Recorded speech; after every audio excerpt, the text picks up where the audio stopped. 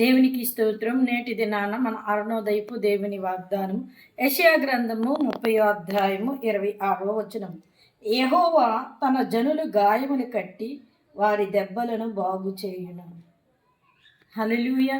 ప్రియమైన దేవుని బిడ్డ, ఇక్కడ ఈ వాగ్దానం మనం చూస్తే ఆయనట యేసుక్రీస్తు వారు తన జనుల గాయములను కట్టి వారిని బాగు చేయు దినమున వారు సూర్యుని కాంతి వలె ప్రకాశిస్తారట.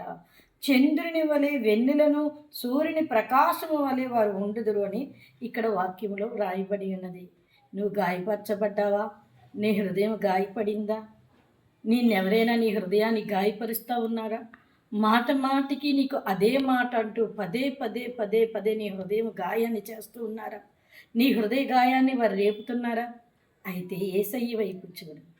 నీ కోసం ఆయన తన 2 చేతుల్లో గాయాలు, కాలులో గాయం, పక్కలో గాయం, తలపైన గాయం, నీ గాయాలు మాన్పడానికే ఆయన గాయపరచబడ్డారు.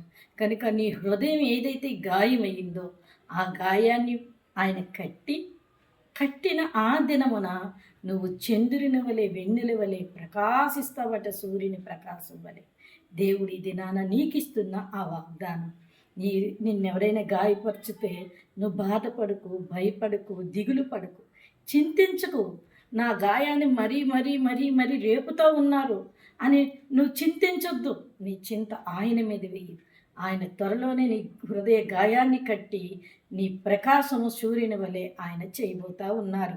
కనుక నీవు అరుణోదయాన లేచిన వెంటనే ప్రార్థన చేసుకుని వాగ్దానాన్ని పట్టుకొని నీ జీవితాన్ని ప్రారంభించు.